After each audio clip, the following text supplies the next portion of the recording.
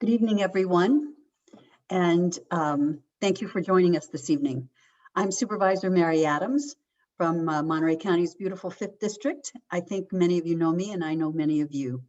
I do welcome everyone this evening, and I'm so thankful that you're able to join us for this event tonight. And tonight, what we're going to do is get an update on Phase 2 of the debris removal process for properties that were impacted by the wildfires. This webinar will specifically address the Phase 2 debris removal options, and either that would be private cleanup or the government-sponsored cleanup, the required right-of-way entry permit, and the estimated timeframes for this next phase of the cleanup process.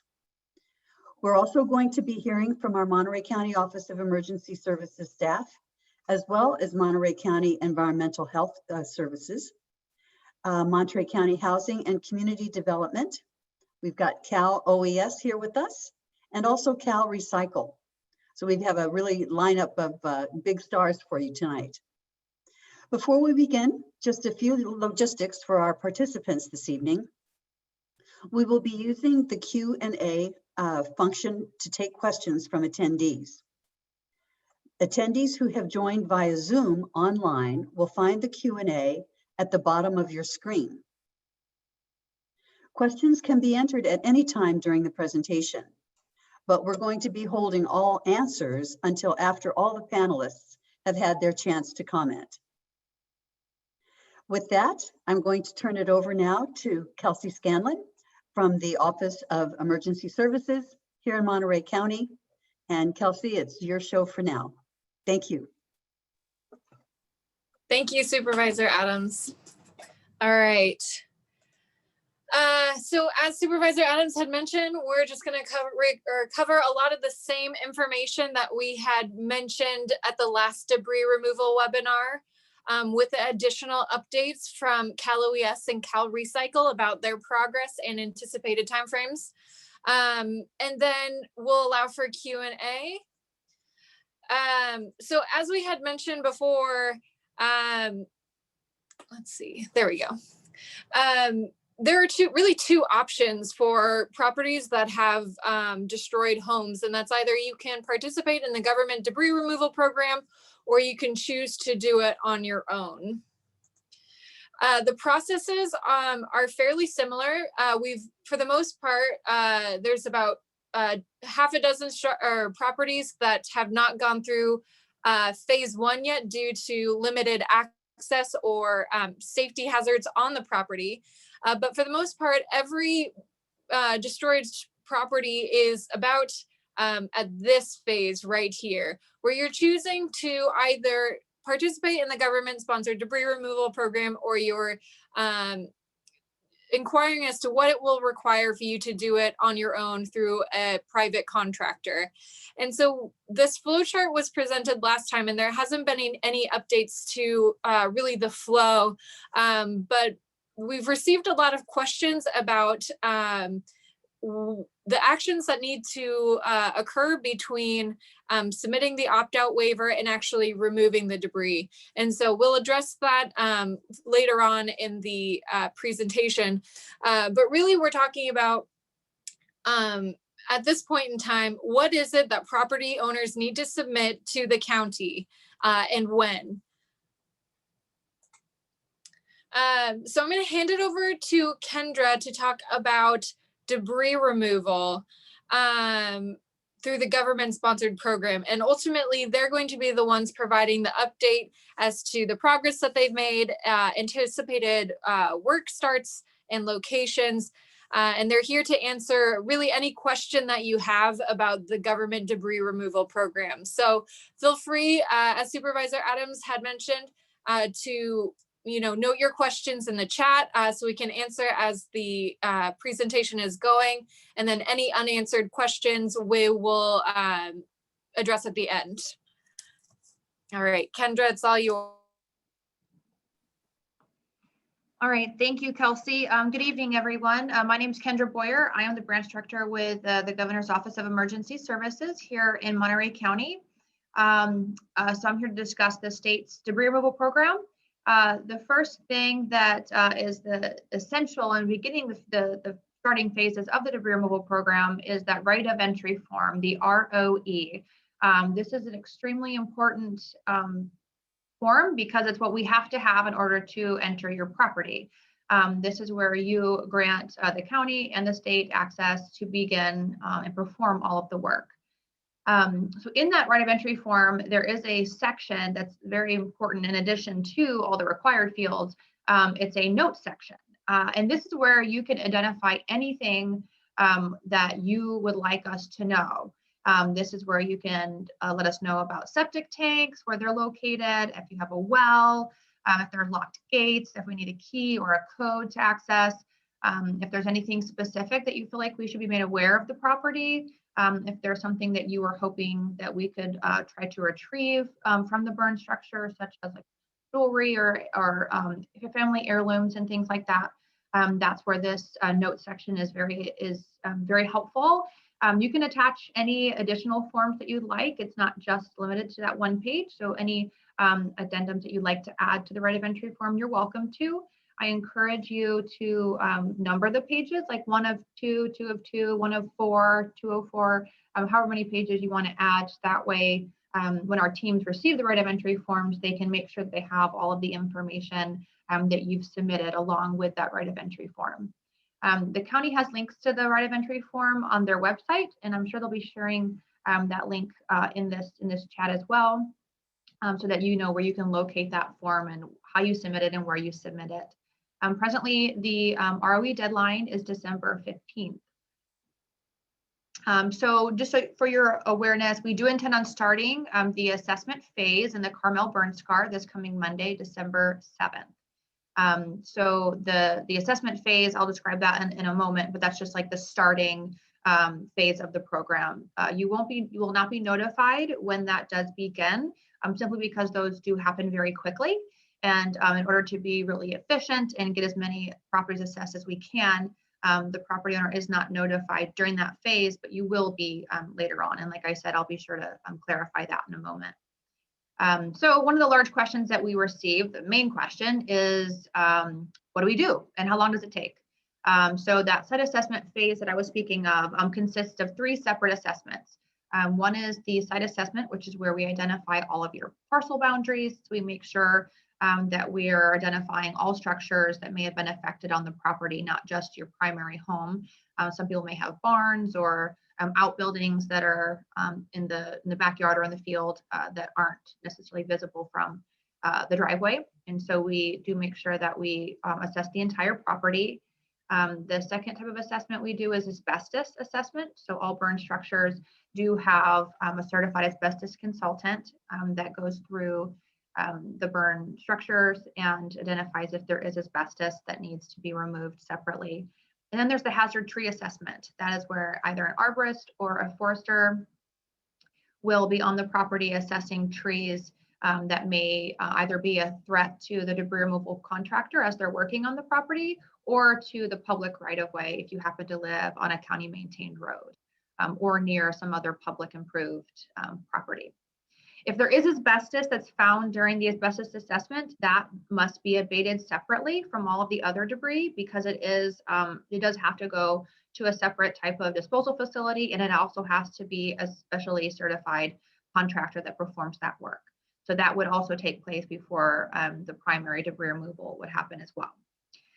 So before the primary debris removal begins, you, the property owner, will be contacted either 24 to 48 hours before the contractor mobilizes to your property. And this is your opportunity to either request that you be on the property when debris removal is taking place, or if you want to relay any additional notes or comments to the debris removal contractor before they begin. Maybe something has transpired since the time that you fill out the right of entry form. Maybe you put a new shed on the property you want to make sure that they're aware of and that they stay away from, just things like that. If you do want to be on the property, you are welcome to be. The only exception to that is that there is an exclusion zone set up around the perimeter of where the heavy equipment is working, and that is simply for safety purposes. So nobody besides the contractor that's performing the work is allowed to be within that exclusion zone at the time that the equipment is operating.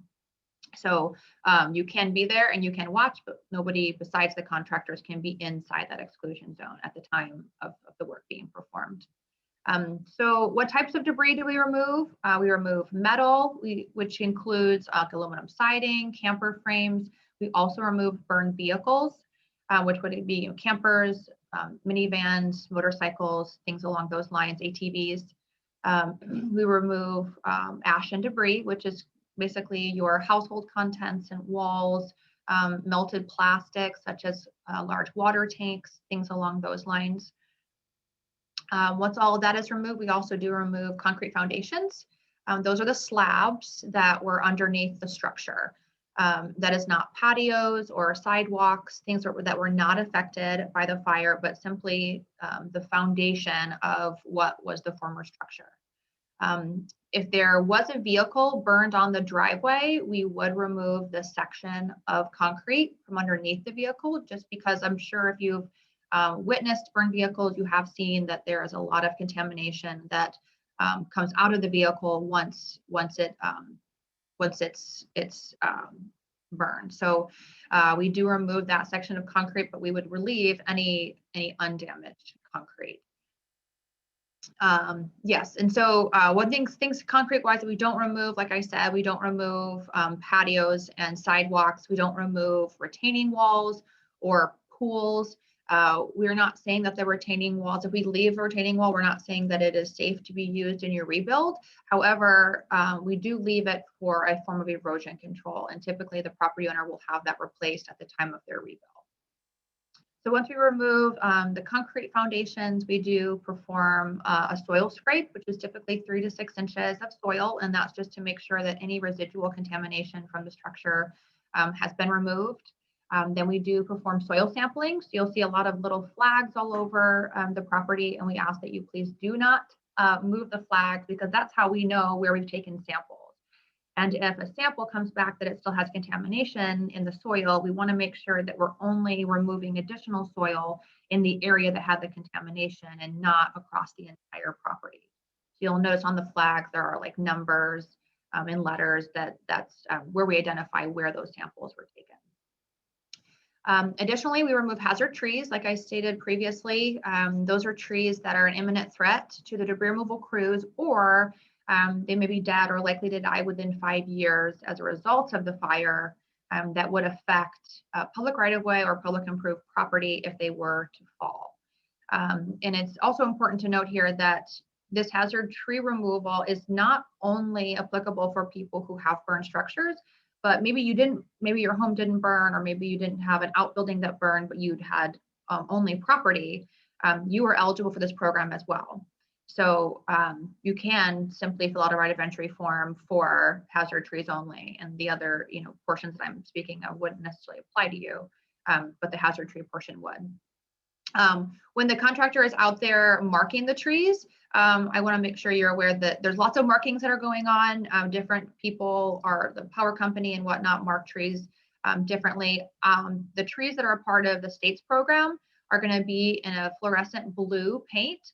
They have the letter W on them, and then there are 4 digits following the W. And then there's also an aluminum tree tag that's affixed to the bottom of the tree. The aluminum tag has the same 4 numbers on the tag that are also spray painted on the tree. So those are how you identify trees that have been marked by the arborist or the forester that's in our program. After all of these phases have been completed, we will do erosion control on the areas that we have disturbed. That typically consists of wattles and a virgin hydro mulch. Obviously, if you're on a slope or something along those lines, we may perform additional erosion control, but that's just typically what is done. One thing I want to point out is that although these contractors are very, very skilled and they do their best not to cause damage to anything on the property or your driveways, that I just want to make sure it's known that this is very, very large equipment, and the trucks that are hauling the debris away are full of very heavy material, and sometimes these driveways may be damaged. So if you have an alternate entryway to your property, we encourage that you also put that on the right of that note section that I was speaking of in the right of entry form, so that the contractors can try to access the property from somewhere else and not cause damage to the driveway if that's possible. Like I said, we do our very best, but if the only way to enter the property is through the driveway, there may be damage to the driveway. Just want to make sure that that's not a surprise to anyone. So how long does this take? So typically from start to finish, from debris removal start to the property getting signed back over to the county to release to you is about 2 weeks. So the assessment phase and whatnot takes a little longer just because we do have to get results back from the lab and things like that for asbestos. But from debris removal start to returning to the county is typically 2 weeks, again, depending on weather, or if maybe there is additional contamination in the soil and a little more has to be removed, that could extend that time frame. But 2 weeks is typically what a normal property would look like. I think it's also really important to note that the contractors do follow a very specific debris removal operations plan. This is something that the state has developed over time, and it's very specific. It tells them exactly when they're supposed to do it, what they're supposed to do, and how they're supposed to do it. So they have very clear guidelines that have been outlined by us, and to kind of debunk some of the rumors that tend to make their way around is that these contractors are paid by the parcel for the different items that I've mentioned previously that get removed. They're not paid by the ton. So there's no incentive for them to do anything outside of that debris removal operations plan that I was just describing, because they have no incentive. They're paid for the parcel for the work that they've been hired to do, and nothing else. So I just want to make sure that's very clear. And if you are curious about exactly what they're contracted to do, in addition to what I've just described, you can find their contract on CalRecycle's website. They have a contract section where those are its public knowledge. So you're welcome to look at those, and that debris removal operations plan is also attached to that contract as well. At this moment, I'm going to turn it over to CalRecycle to explain a little bit more about their function and roles in the program. And then when he's finished, I'll speak a little bit about insurance and who pays for it. Chris?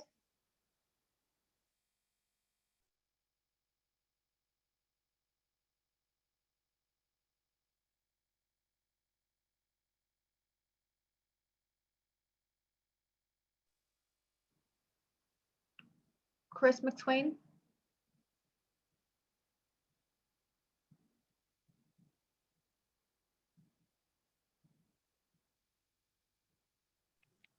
Hey, Kendra, while we're waiting, do you mind answering some questions first? Sure thing. Yeah, so the first question is from Kevin Klein. Why is the length of the CalRecycle contract 36 months? So for the right of entry form, I assume that's what is being referred to as the right of entry form. So that is just to allow efficient or adequate amount of time if there is anything that needs to be done on the property.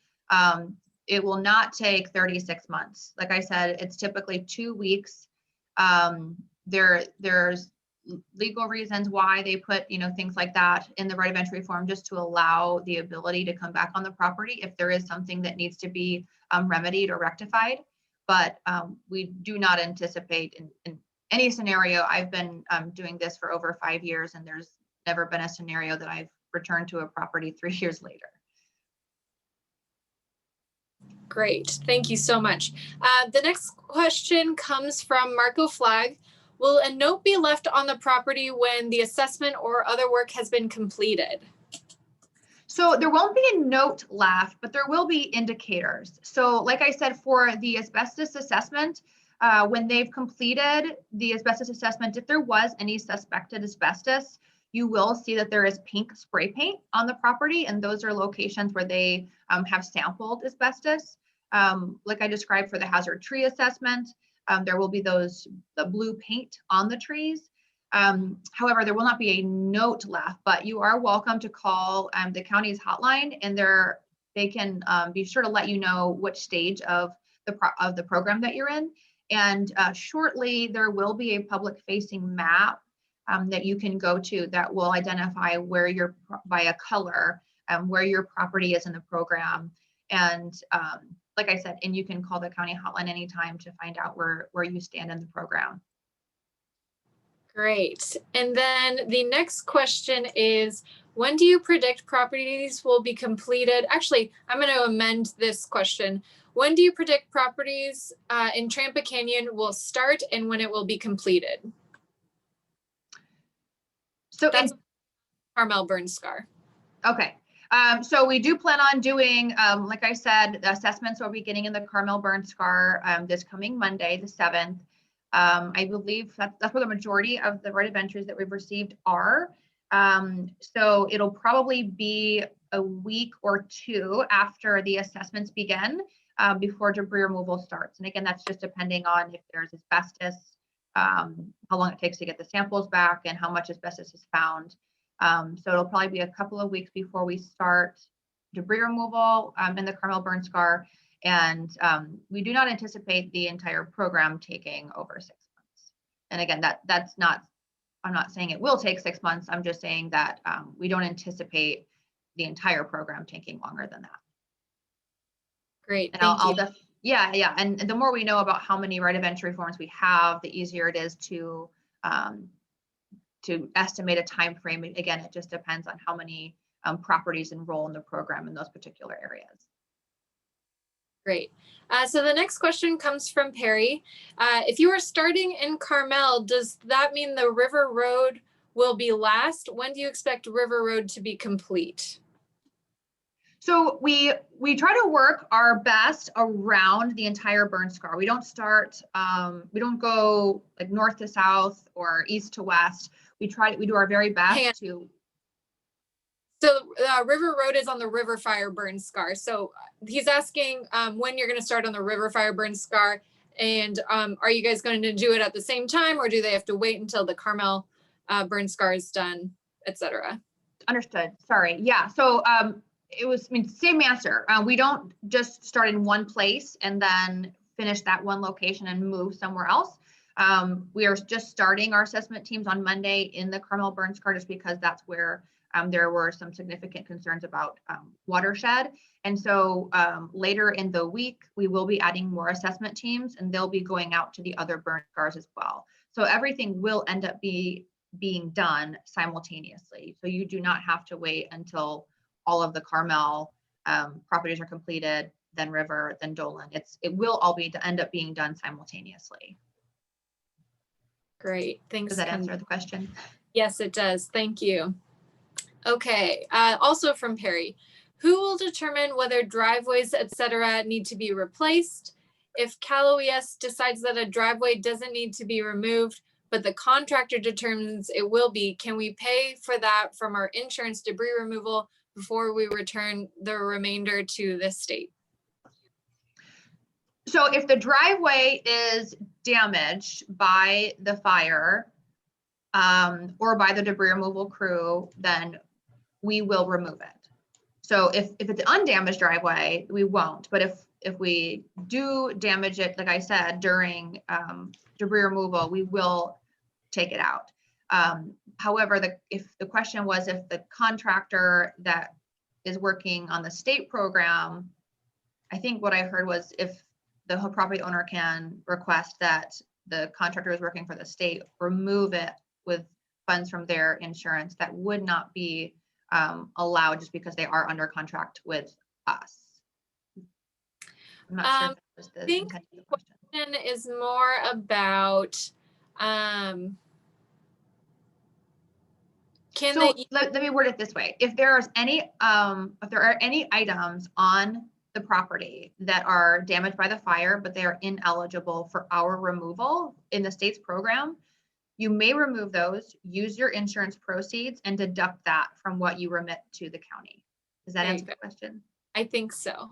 Okay. From Terry, does a certificate of inspection of the septic system have to be completed before debris removal? I'm not sure if that's for the government program or for the private program. It sounds like a private program. For the government program, there is no required inspection of your septic systems. We'll save that one for the private debris removal program section. And then finally, we'll answer Kevin Klein's next question before we give it back to Chris McSwain. That's a cue for Chris McSwain. Do you use local contractors, 7, or are these state contractors from out of the area? So the contractor that was awarded is Anvil Builders. They are a local, they're out of the Bay Area. They're a local contractor. I'm unsure if they're going to be using subcontractors. It's my understanding that they will be using all of their own employees for this program. Great, thank you. Okay, and then, sorry, one more question from Mr. Alan Crockett. To clarify, you said that the assessment starts on the 7th, and 1 week before starting, then 2 weeks to complete. Therefore, you'll complete by the 28th for properties you assess on the 7th, correct? No, well, could be, but what I was describing was that assessments will begin on the 7th, but the 2-week starts when debris removal starts. So we do anticipate starting on debris removal within a week after we do assessments. And again, this is all based on good weather, no access issues. We don't need to build bridges, or there's no roads that are washed out. I mean, there's lots of different things. Maybe there's not a lot of asbestos on the property. These are just averages that I'm giving out, an average of 2 weeks. So okay. I don't want to give a I don't want to give a specific date just because I don't know all of the exact scenarios that may pertain to that particular property. I'm sorry, you might have just mentioned it, but how long does it take to do the assessments? Well, it all depends. So if you have an average city lot, it would be much quicker than if you had, a 100-acre property with several buildings and several miles worth of county maintained road that trees need to be assessed. So it's very vast. Yeah, it varies. Okay. But it's not days and days unless you have hundreds and hundreds of trees or hundreds and hundreds of structures. Yeah. And then just to clarify for Terry, the question was regarding the public removal option. Does a certificate of inspection of the septic system have to be completed before the debris removal? That's for you, Kendra. Oh, is that a no? No. There is no certificate of inspection for septic tanks or wells or anything for the state program. Great, thank you. All right, I think we've answered all of the immediate questions regarding the government program. I'll hand it back over to Chris McSwain to give an overview of Cal Recycle.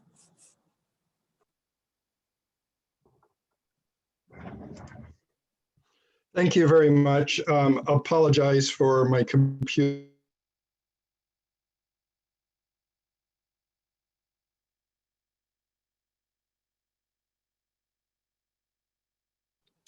Chris, I think we lost you.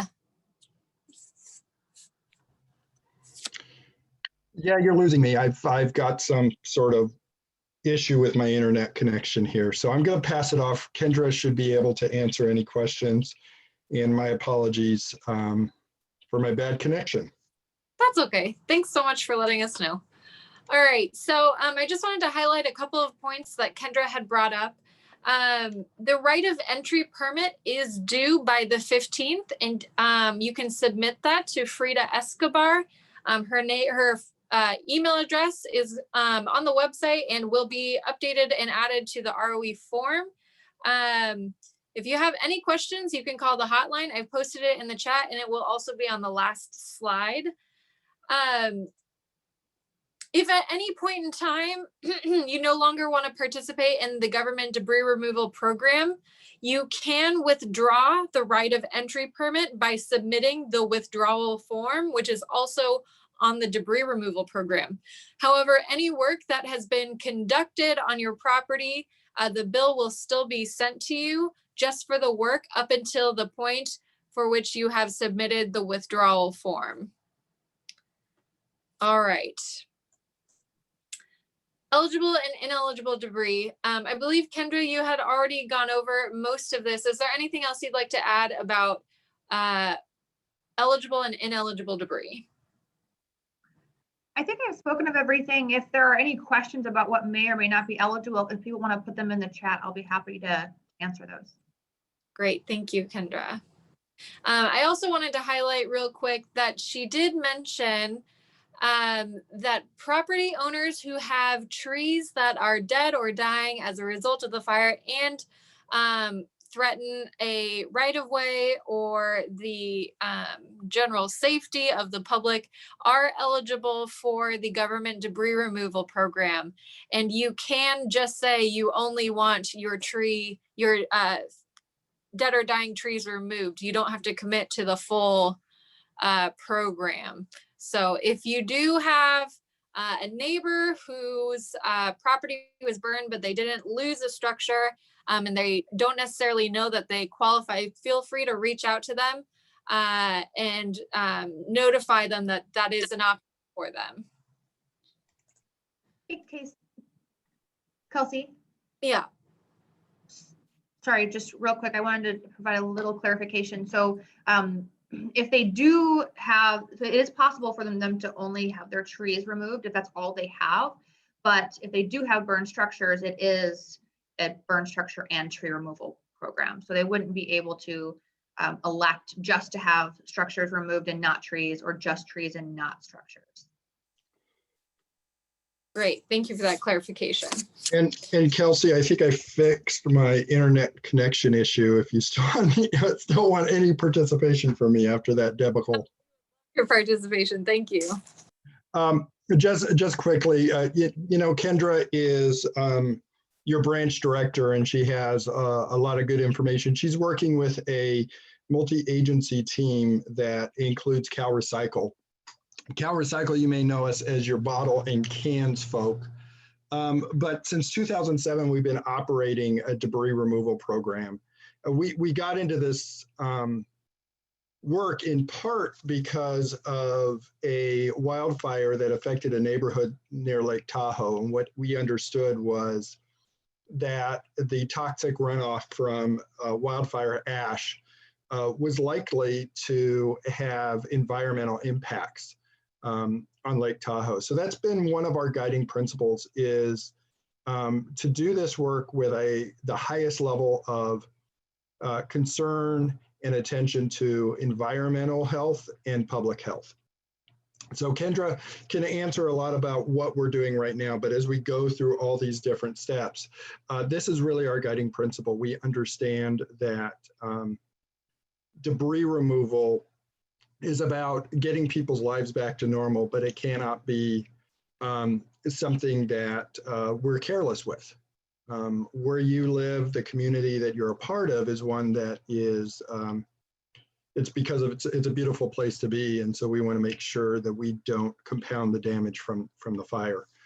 There's a couple things, and Kendra, please stop me if you covered these. We do know that there's a lot of hesitancy sometimes to bring on the, to sign the ROE. So we wanted to offer, in addition to some of the things we do to make sure that there are checks and balances, one of the things that we do is we have a third-party consultant that monitors the process from start to finish. This is to make sure that we're tracking every detail and that we can be accountable and transparent as to the work that we do. Part of that has ended up being that occasionally there are private contractors, and there's a lot of you who a private contractor may be the best way forward, particularly if you're adequately insured. But we want to make sure that you know there's a lot of misinformation, that sometimes some private contractors will guess that they know what our program is and what we do. And we want to let you know that actually invite you to ask those questions as you've been asking, because it's a unique program. It is a model for other states. Our team has gone elsewhere in the world, including during Australia's wildfires. Although we weren't able to travel because of COVID, we did provide consultation to let them know how we did our program. So we're very proud of it, and we're very proud of how it's grown over the last 13 years. So I want to put that invitation out to continue to ask questions. The deadline on the 15th is very important. As Kendra has said, to be financially and operationally efficient, we need to have ROEs on board so that we can mobilize the crews to get the work done as quickly and efficiently as possible, which is one of the models of this program. But the other part of getting it done is I've talked to a lot of people, maybe some of the people on the phone who have called up asking about questions for the ROE. Please ask those questions, but get your ROE in. If there's something missing, we'll get back to you and let you know. And then you'll have an opportunity when you get that 24 to 48 hour phone call prior to us going to your property. You'll have an opportunity to talk to us again about any questions that you have, or for us to ask questions if something's unclear. But it's really important to move forward as quickly as possible to help build your rebuild your community. Thank you.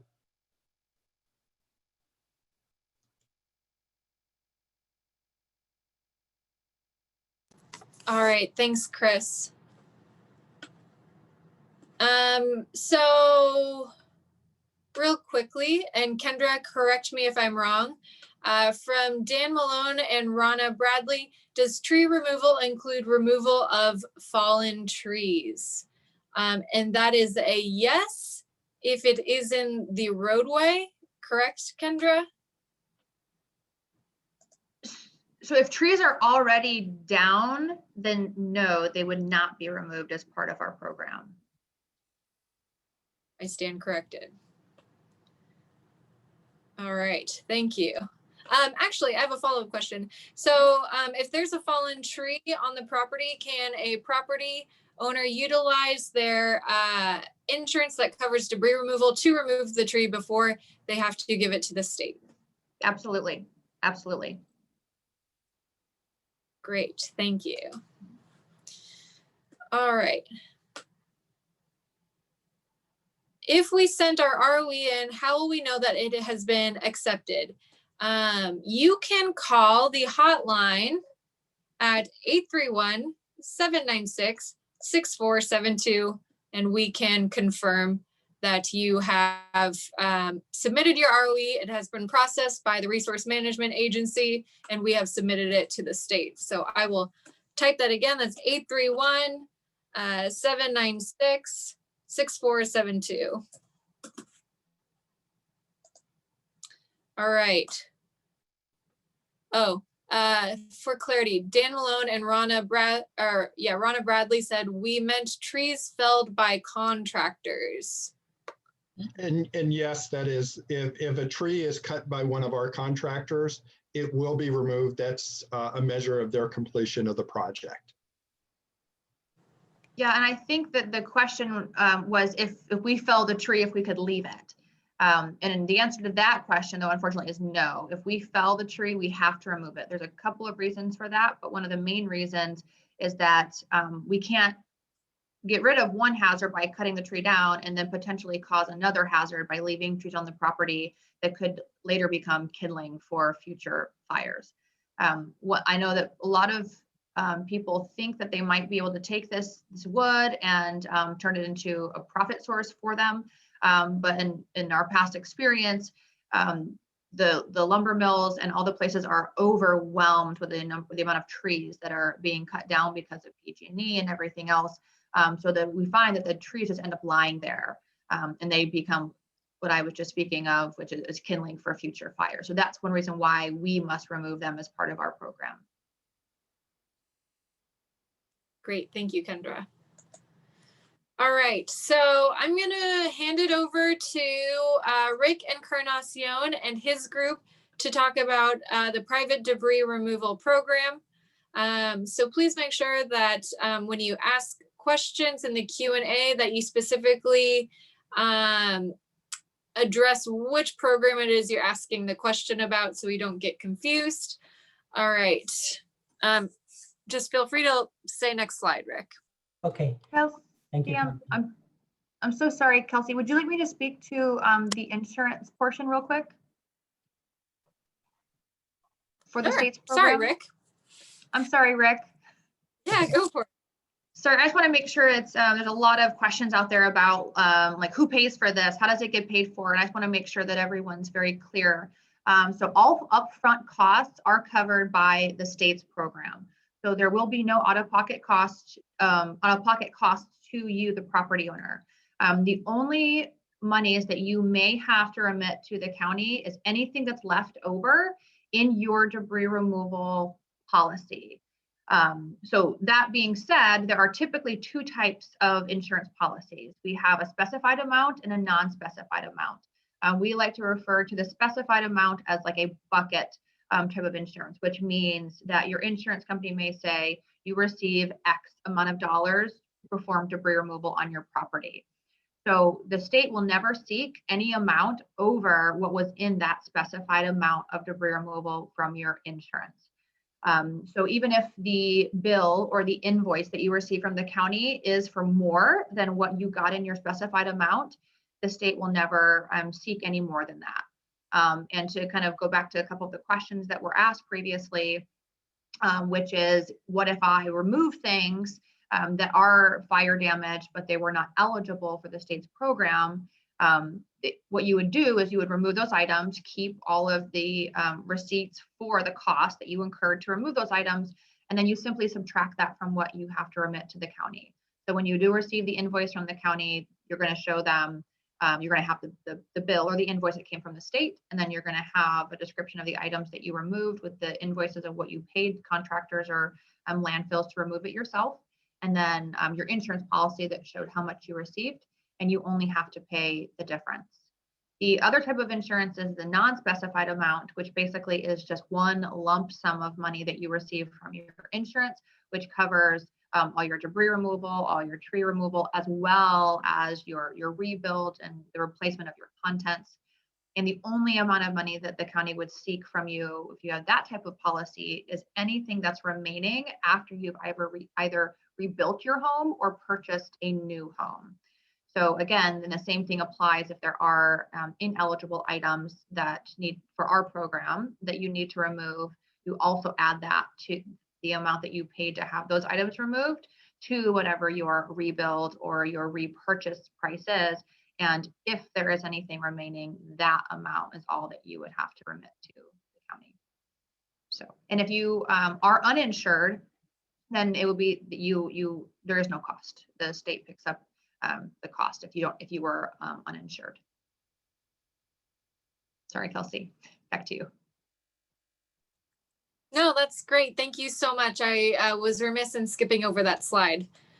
All right, so Rick, you're up. Thanks, Kelsey. Good evening, everybody. My name is Rick Encarnacion. I'm the Assistant Bureau Chief for the Environmental Health Bureau. I'm accompanied today by members of my team, Maria Ferdine, Randy McMurray, and Brian Azevedo. To give you a little background of who we are as the Environmental Health Bureau, people typically know us as your health inspectors, and we oversee a variety of programs. Maria Ferdine is the program supervisor for our solid waste management services, the team that inspects landfills. They're involved with responding to illegal dumping, trash and debris, a wide range of programs. Randy McMurray supervises our hazardous materials management services, and his team oversees businesses like gas stations, agricultural farms who deal with a variety of chemicals and proper disposal of hazardous materials. And Brian Azevedo oversees our cannabis program, which entails pretty much the majority of the other programs, hazardous materials, solid waste, the whole gambit. So with me tonight are a range of professionals that are here to help you. And this particular topic of disaster response is we're here to talk about the private debris removal program. As you've heard from Kendra and Chris, the government program, you can see there's a lot of detail behind it. There's a lot of things that the government is doing to help clear the area for debris so that people can move on to rebuild. it's the same things that will be required if you choose to do it on your own through a private contractor or and consultant. So you can see the benefit of being part of the government program. But as Chris mentioned, it may not be an option for some. But for the majority, the government program is very beneficial. So with that, next slide, please.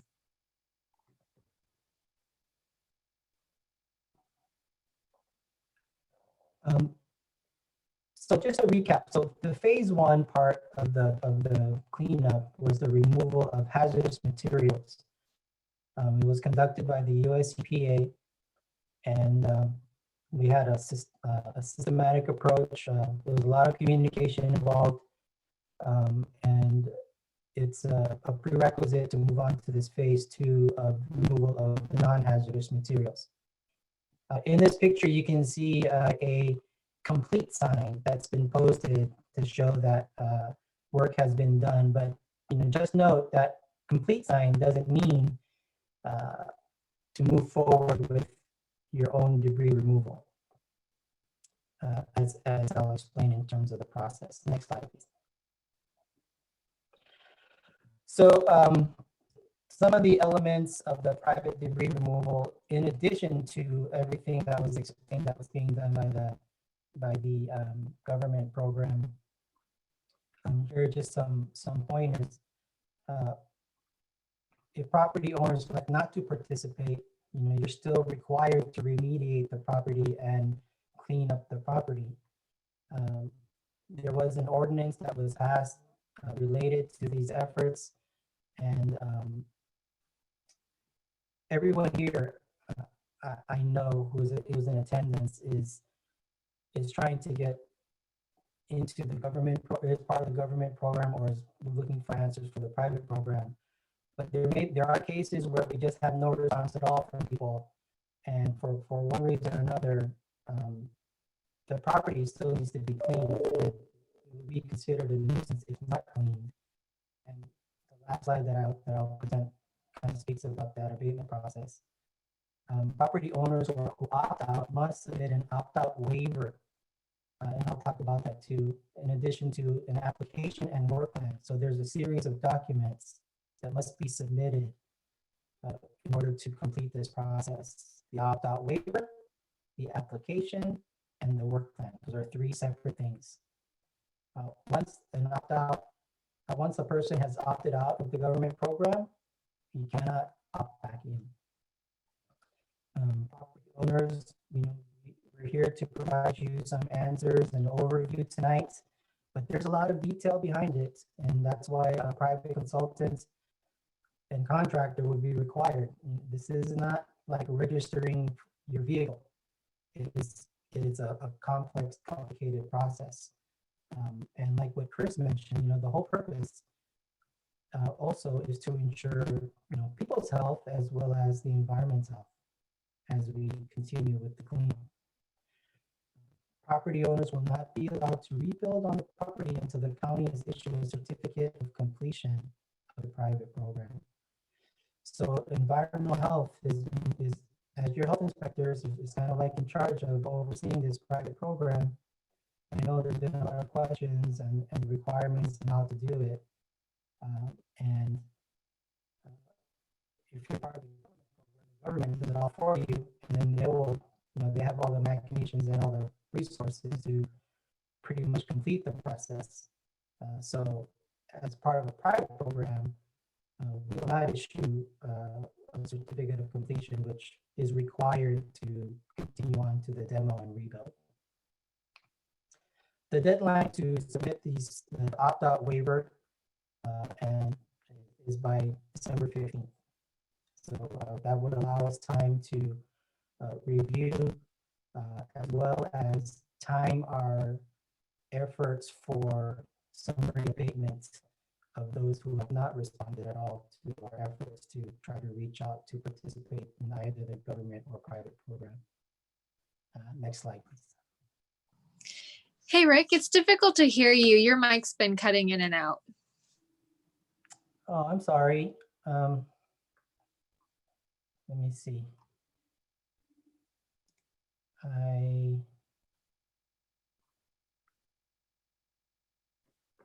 I'll try to talk louder and slower. I don't know if I can fix my mic.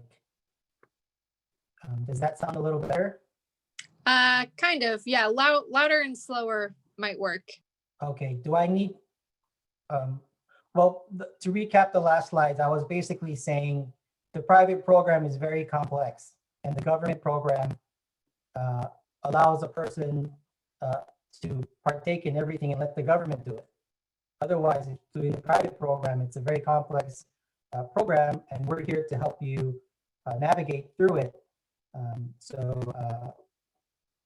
The series of documents includes the opt-out waiver, an application, and a work plan. So those are 3 different forms. So this slide talks about the opt-out waiver. And just know, again, it's not that the opt-out waiver, when you submit it, that doesn't mean you can continue on and complete and start your cleanup, your own cleanup. That opt-out waiver is the form that says you acknowledge your responsibility, you've been informed of the responsibilities, and you're taking responsibility to do all the work properly. The deadline again is December 15th of this year. Next slide.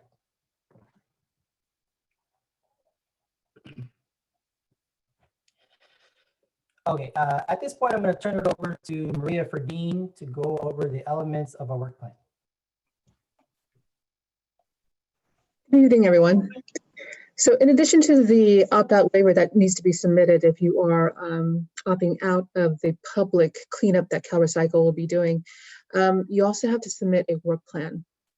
So on this slide is listed some critical components of the work plan that should be submitted. First, the work plan should be completed by an asbestos soil consultant or professional civil engineer or geologist. Site testing and analysis of ash and debris for hazardous materials or asbestos prior to the cleanup. It needs to be done by a certified asbestos consultant and soil consultant or a professional civil engineer or a geologist. Removal of asbestos and any other hazardous waste discovered on site. This is to be done by a certified asbestos consultant and removed by a licensed asbestos abatement contractor who can work with asbestos and other hazardous materials. The removal of the debris, the solid waste that remains, you need to contact the local. We have 2 landfills here in Monterey County. Depending on where your jurisdiction is, you can contact Marina Landfill or Johnson Canyon Landfill directly and see what their requirements are for disposal of solid waste at their landfill. You also need to identify eventually where material will be disposed of, and also to maintain all the receipts as proof of appropriate disposal. Erosion control plan. This includes the plan of preventative measures to ensure erosion does not occur while property is being cleaned. Soil grading. Include in the plan to remove a minimum of 3 to 6 inches of soil below ash to clean levels in the proposal.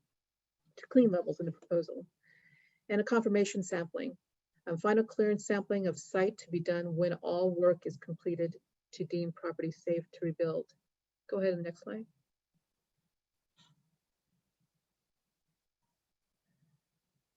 And I believe that Brian Azevedo will take over here.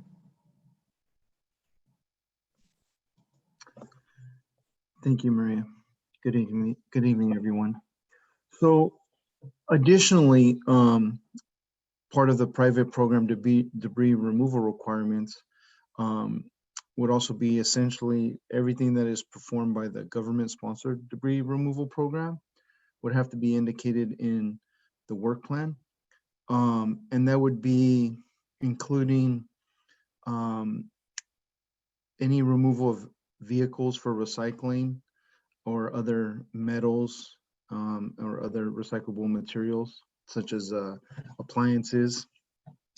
Any trees that pose a hazard that are to be removed, not trees that have already been fallen, but trees that will have to be cut and removed. There may also be additional requirements for those, depending on the type of tree. There might be some permits required through RMA. Any hazardous materials that are uncovered on site that were not encountered through phase 1 would also have to be dealt with appropriately, and that would have to also be outlined in the work plan. Removal of all structural ash and debris from the site would have to be done properly. Any structural foundation and concrete that is damaged would have to be also removed. The driveways may stay in place, when appropriate to aid in erosion control during the rebuild.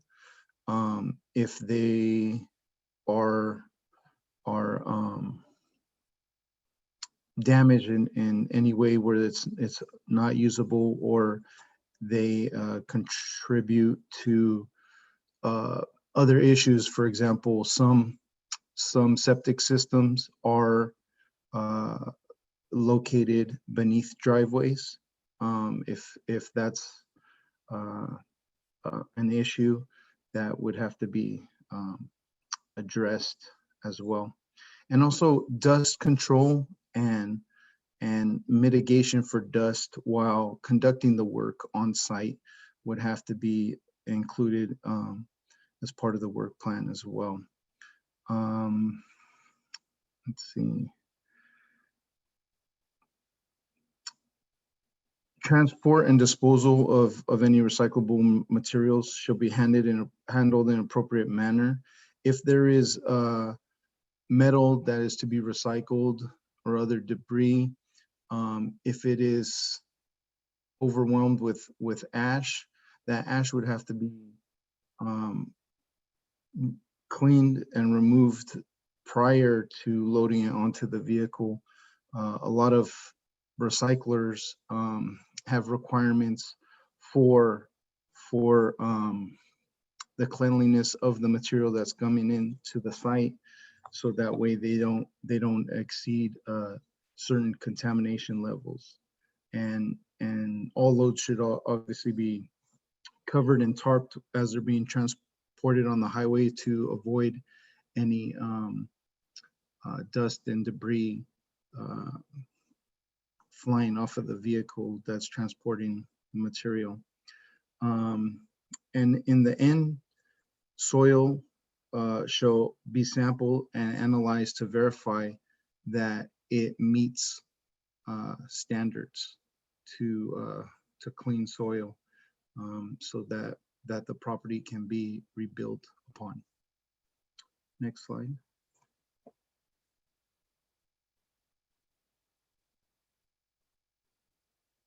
So once again, I think this is Frida, but.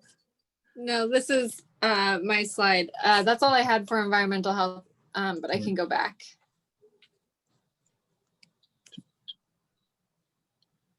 That's it. I'm done. This is the one that you sent me earlier. Yeah, that's the one Maria, she already went through that. All right. Is there anything else you'd like to add? Not at this time. All right.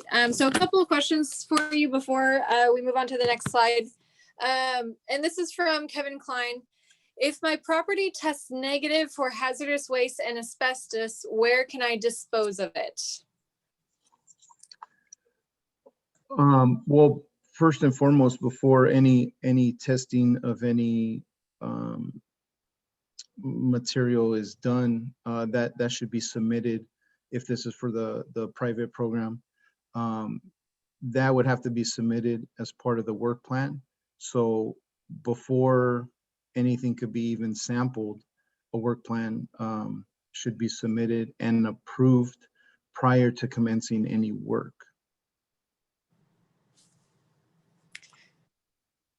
All right, let's see.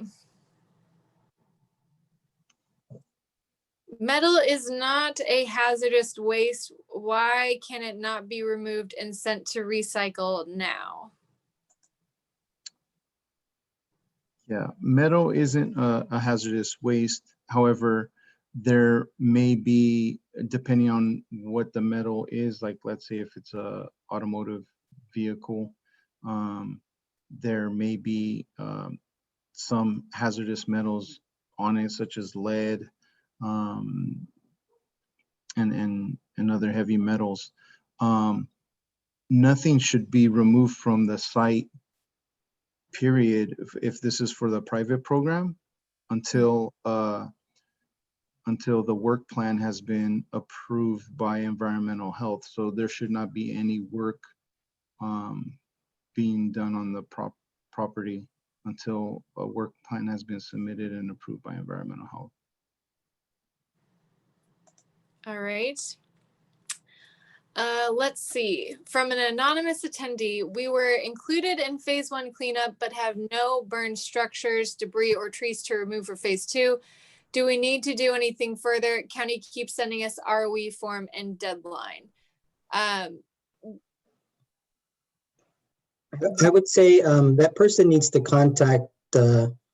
contact us just to make sure that they're not on our list, because I think that, we'll have a slide about abatement, and a lot of it, that abatement kind of is initiated if we don't get any response from the people that we're trying to reach out to. And the list of damaged properties was formulated when we did our damage assessments, RMA and environmental health and CAL FIRE. So I would suggest to this anonymous person to contact maybe Frida to see if they're on the list. Yep. So you can contact Frida Escobar, or you can call the debris removal hotline and provide us your APN, and we can make the appropriate notes or get you in touch with the appropriate person. Yeah. Great, thank you. Let's see. From Dan Malone and Rana Bradley, should we elect to keep existing foundation, would a licensed engineer's inspection and certification suffice to leave intact? Can Cal Recycle take pains not to damage the foundation? So if you're participating in the government debris removal program, the foundation will be removed. They will not be leaving it on the property. So yeah, if you're trying to keep your foundation, that will not be done through the government debris removal program. However, I will defer to Brian as to what are the requirements for certifying that a foundation is intact.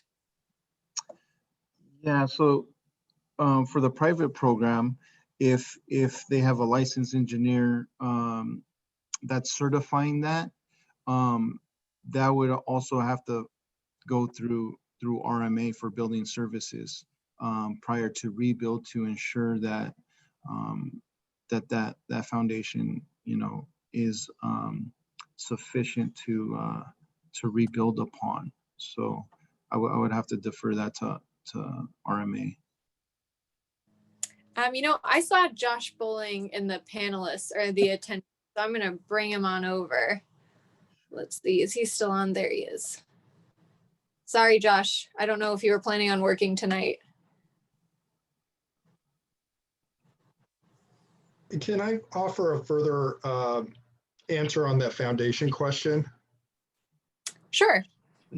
One of the things that we discovered over the course of this program is inevitably there is sufficient toxic soil underneath the foundations that indicate that they need to be removed.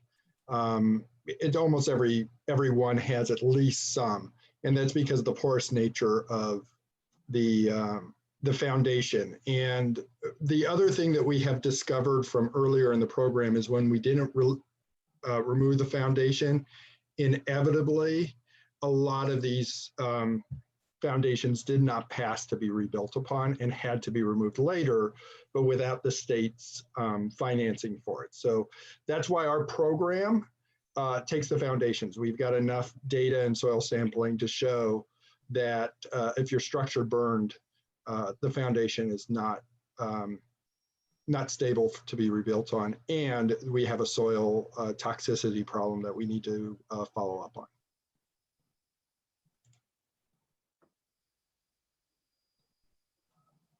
All right, thanks for hopping on, Josh. I'm not sure if you want to talk about the foundation criteria. On our end for the RMA for the building department, minus any sampling and toxicity, which would of course go through EHB, but the structural part of the foundation, if you have an engineer that reviews it and can certify that it's structurally sound and adequate to support the load you need it to hold to rebuild on, we will accept that letter from an engineer.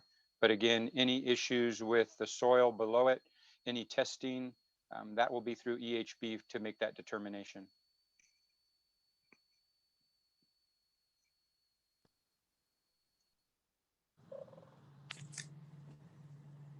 All right, let's see.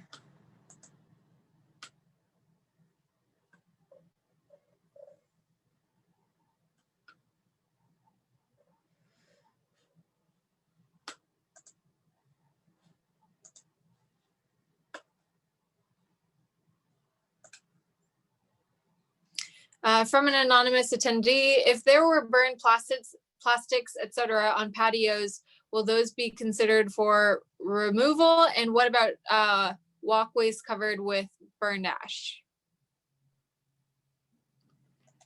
I think that was for myself or Chris, and the answer is yes. If there are pieces of concrete that do have hazardous material that have burned on top of them, then yes, we can remove them. We just don't typically remove concrete features that did not have contamination on them. So similar, if you have maybe a patio that did have a structure on top of it, we could remove that patio. Or if you had, again, like a plastic water barrel or something that may have been on the back patio, we could potentially remove that as well. But just as a general practice, items that are like patios and walkways are not typically removed if they didn't have contamination on them.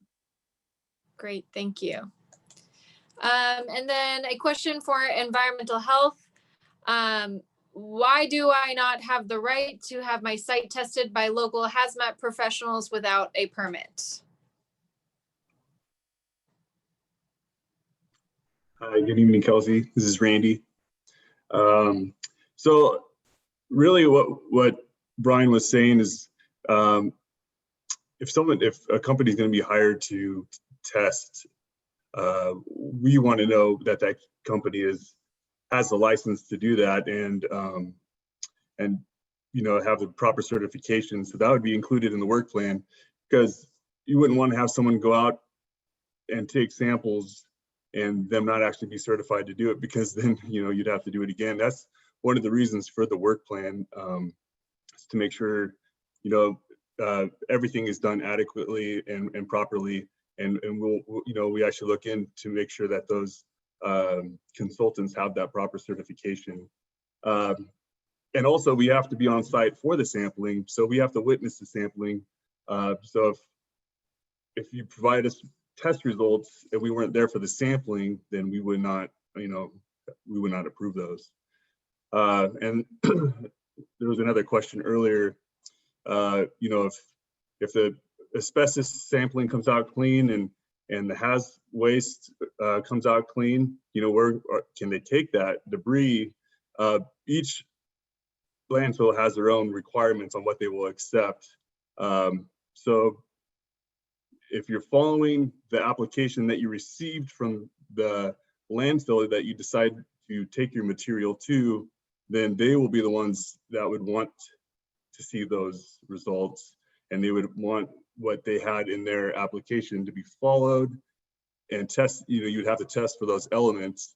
So they would, if you meet their criteria, then you would be able to take it to that landfill. And of course, we would want that acceptance letter as well as those test results, all that would be included in the work plan as well. So yeah, I just, yeah, you just really want to stress that all this information needs to be put into the work plan so we can review it and approve it. Just, you know, everything will run a lot smoother if it's all submitted at the same time as well. So just wanted to clear that up a little bit as well. Okay, great. Thanks so much, Randy. Yeah. All right, so to that end, before we open it up to more Q&A, as a friendly reminder, all properties with destroyed structures need to submit something by December 15th. And that's either the right of entry permit to participate in the government debris removal program or the opt-out waiver to indicate that you are going to remove the debris from your property on your own. Failure to submit a right of entry permit or an opt-out waiver by December 15th will put you on the list for which we will consider your property a part of abatement, or will need to be abated by the county. So having said that, I believe we spoke about this last time, but as I had mentioned before, choosing not to participate in the government-sponsored program does not mean that you do not have to remove the debris on your at all. At some point, you will have to remove the debris in a fairly expeditious manner. If you do not, the county may abate with the costs being charged to the owner, and the county may, at its option, recover the same in an administrative or civil action. So if you have any questions about what it is that you need to be submitting, please call the debris removal hotline at 831-796-6472. So you can start working through that process. And as a reminder, everything, just the opt-out waiver, not the full debris removal work plan, but just the opt-out waiver or the right of entry permit need to be submitted by December 15th. Also, as a friendly reminder, the right of entry permit can be withdrawn at any point in time if you choose down the road that you want to have the debris removed by a private contractor. I also have on here the recovery webpage, and you'll note that the hazmat/debris removal tab is where you can find all information regarding debris removal. Be sure to select the phase 2 tab once you navigate there to get specific information about phase 2 debris removal. I believe that is all that we have. Supervisor Adams, I saw your camera pop up if you want to moderate a Q&A. I'd be happy to moderate a Q&A. You've been doing so well with all of the questions as they've come up. I don't know if there are many more that we have, but let's certainly go ahead and open it up. So what we'll do, as we have been doing, is use the Q&A function to take questions from attendees. If you've joined by Zoom, you can see the little Q&A at the bottom of your screen. And if you join by telephone, you can press *9 to raise your hand to indicate that you have a question. And then when you are called on, you can press *6 to unmute yourself. So we'll see if we have any questions coming forward. And as we wait to see if there are people who raise their hands or who would like to have questions answered, I'd like just to express my thanks to the whole team that put this together. It's really been a very informative process, and I really hope that people have gained from it. I particularly obviously want to thank Sarah Hargrave from my team, who's been so good at really being a terrific liaison and kind of being the don't look behind the curtain woman, as she navigates all of the technology around this. And then, of course, Kelsey Scanlon has done so much for everyone. I appreciate very much Kendra Boyer coming down. I guess you didn't have to come down, but from the state Cal OES. And then Rick McSwain, I'm glad you got your technology worked out. And then, of course, our other local folks that we have, Rick Encarnacion and all of his team from Environmental Health, who have come forward to help us with this. You know, it's really tough for everyone. It's getting cold and it's difficult. And I just can't even imagine the sadness that everyone who's lost so much in the fires is going through. And I'm very thankful that we do have such a really strong team of county people who are just willing to do whatever they can do to help.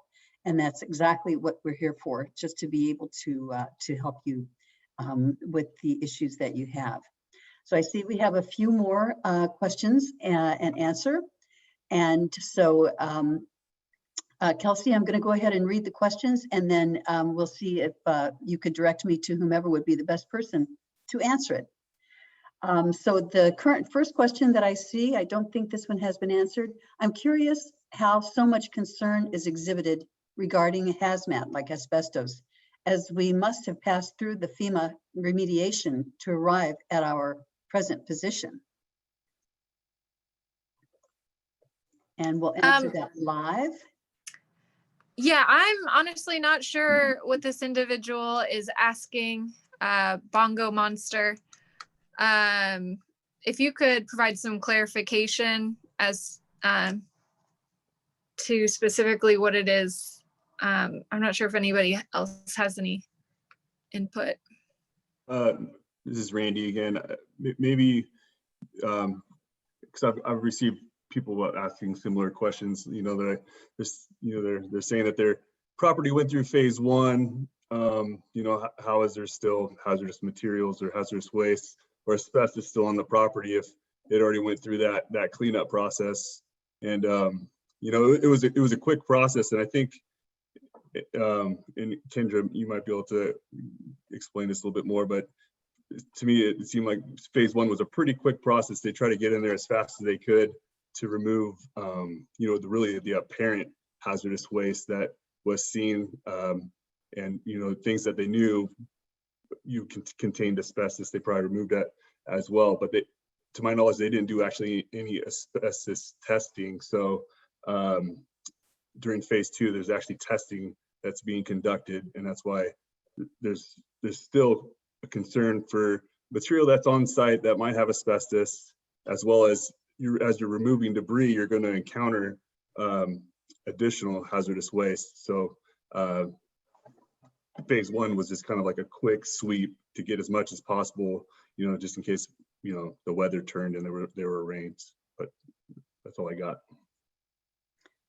Thank you, Randy. I forgot to say thank you for you and your participation in this as well.